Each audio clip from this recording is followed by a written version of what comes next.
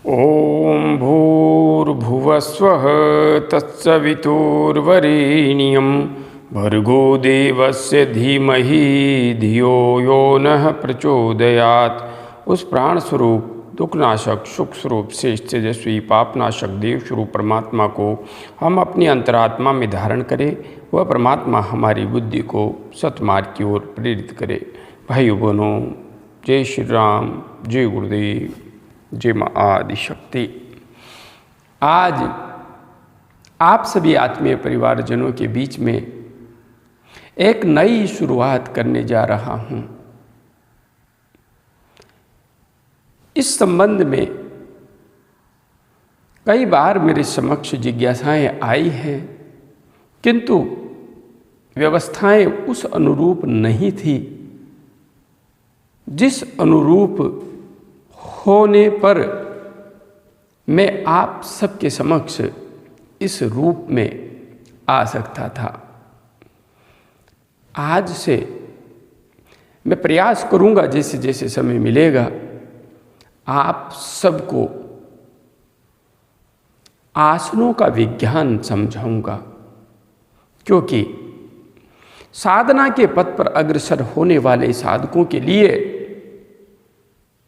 कुंडलिनी मां आदि शक्ति के पथ पर अग्रसर होने वाले साधकों के लिए आसनों का विज्ञान समझना नितांत आवश्यक है।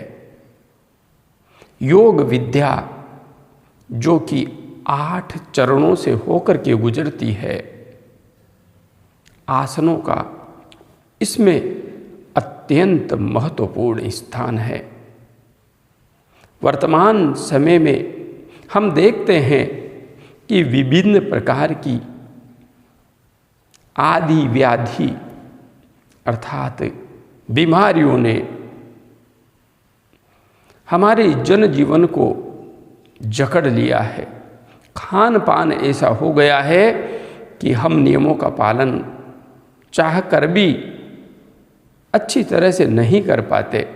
अत्यधिक पेस्टिसाइड्स, अत्यधिक उर्वरकों का प्रयोग, यह हमारे शरीर पर नकारात्मक प्रभाव डाल रहा है।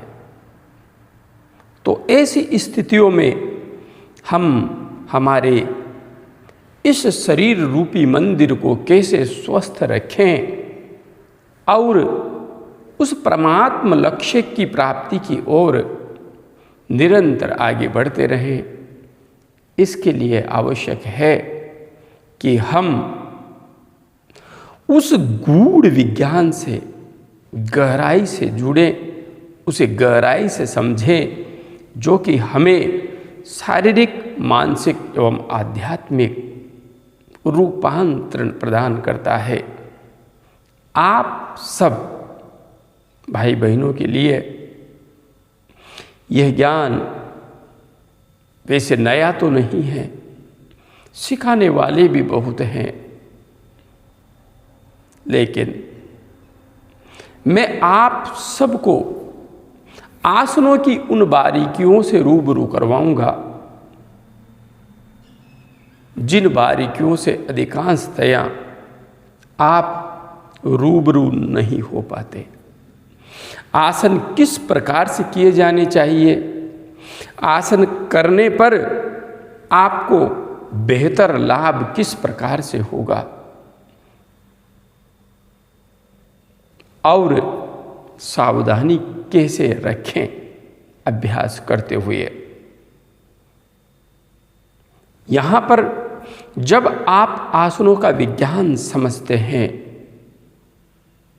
तो यह विज्ञान सिर्फ स्वास्थ्य से संबंधित नहीं है। हमारे ऋषि मुनियों ने सिर्फ स्वास्थ्य को सुधारने के लिए इन आसनों को सहायक नहीं बनाया था। उनका उद्देश्य था ये आसनों का विज्ञान शारीरिक अभ्यास मानसिक उन्नति में सहायक हो और मानसिक उन्नति के साथ यह अंतोतगत्वा आध्यात्मिक उन्नति देने वाला हो। क्योंकि प्राचीन वैदिक धर्म, सनातन धर्म का मूल आधार, मूल दृष्टि, मूल लक्ष्य सांसारिक वैभव प्राप्त करना कभी नहीं रहा। यहाँ पर मानव तन का जो महत्व है, मानव तन से जो लक्ष्य साधने योग्य हैं, उस लक्ष्य की ओर हमेशा हमारे ऋषियों की, मुनियों की, यति तपस्वियों की दृष्टि रही। और उनकी दृष्टि बिल्कुल विज्ञान युक्त थी। जिस धन वैभव के पीछे आज हम भागते हैं, प्रयोग करके देख लेना आप निश्चित रूप से इसे प्रयोग करना। मैं दावे से कह रहा हूं, जो पैसा आपके पकड़ने में नहीं आता, आप अच्छी तरह से योगाभ्यास करना, ध्यान लगाना, मंत्र जप करना, आप आश्चर्यचकित हो जाएंगे। आपके जीवन में धन के आगमन के कहां कहां से दरवाजे खुल जाते हैं। हम सोचते हैं बाहर भाग भाग कर ही हम धन इकट्ठा कर सकते हैं, लेकिन उस धन को कमाते हुए हमें यह भी पता नहीं होता कि उसे किस तरीके से कमाया जाना चाहिए और उसके पीछे क्या क्या छिपा हुआ है। तो यहाँ पर बात तो आसनों के सिखाने की है और मैं प्रवचन देने लगा हूँ। आइए हम मूल तथ्य पर आते हैं। आज मैं प्रारंभ जहाँ से करूँगा वह प्रारंभ ही कठिन होगा। मैं सरलता से कठिनता की ओर नहीं, कठिनता से सरलता की ओर जाने पर विश्वास करता हूँ।